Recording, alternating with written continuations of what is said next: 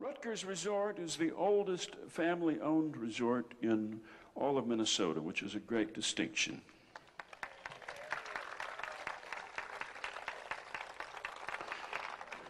It's been here forever. It's been here since people had to fight their way through the woods to get here. Fight against mosquitoes, enormous mosquitoes the size of grasshoppers, mosquitoes the size of fruit bats. Ruttger's is now serving people whose parents and grandparents were conceived in these cabins. And that's a wonderful thing to think about, isn't it?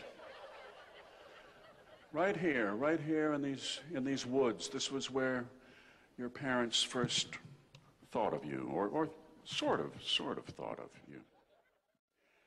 We're here at the behest of Jack and Kathy.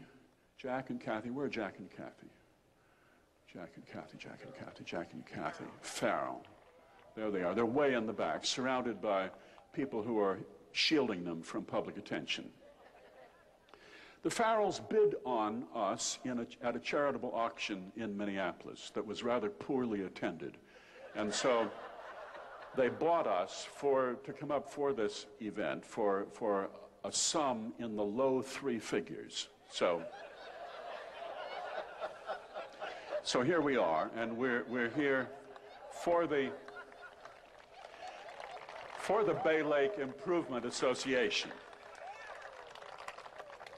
We're here for the Bay Lake Improvement Association, which is a fund which was started to buy up green and yellow plaid shorts, to buy them from people and to put them into a hazardous plaid waste site someplace, and so that people are all nicely dressed in sort of natural colors, just as you are here.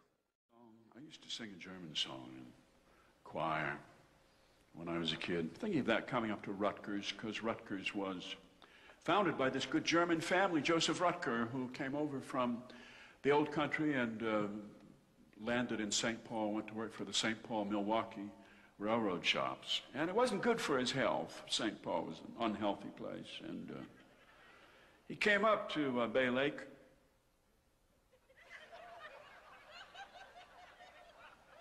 It's good he was alone.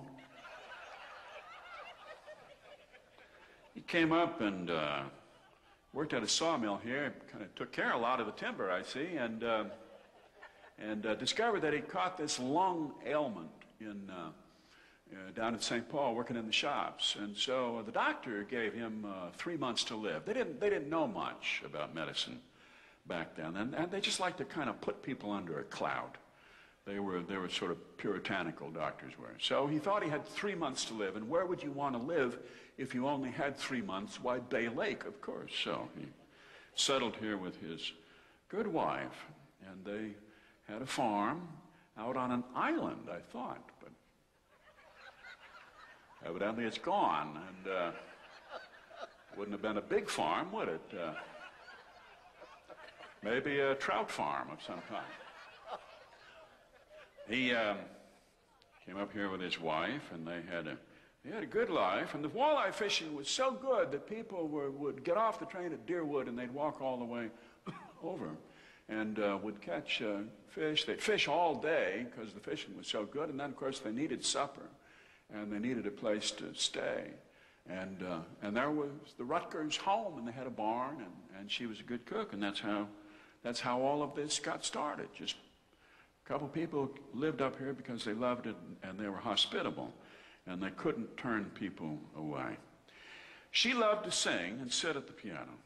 I read this, and she sang German songs, and her voice floated out over the waters of the lake, out to fishermen who were pulling in walleyes, hand over fist, filling up their boats till their boats were riding low in the water.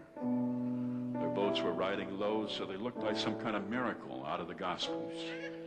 Looked like just a pile of fish floating across the water with a guy sitting there in the middle of it.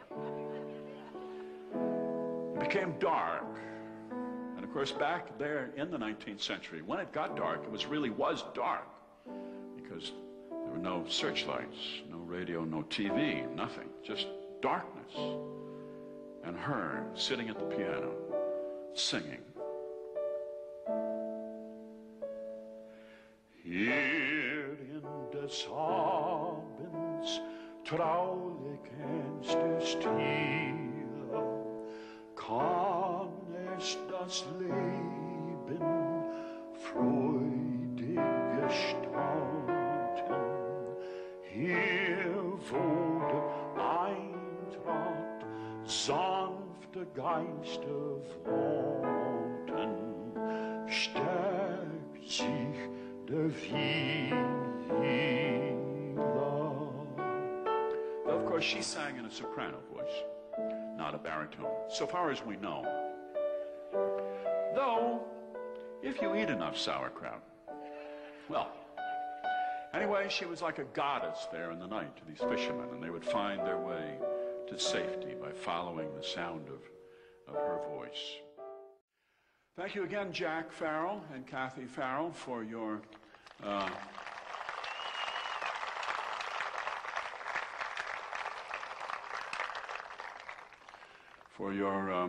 low bid to win all of us here, coming up to Ruttger's, and thank you for supporting the Bay Lake Improvement Association. And those of you, I don't see anybody here in bright green or orange or yellow plaid shorts, but let's remember to be kind, and these things do interfere with radio reception, so be careful. Don't wear them on planes, especially when we come in for a landing.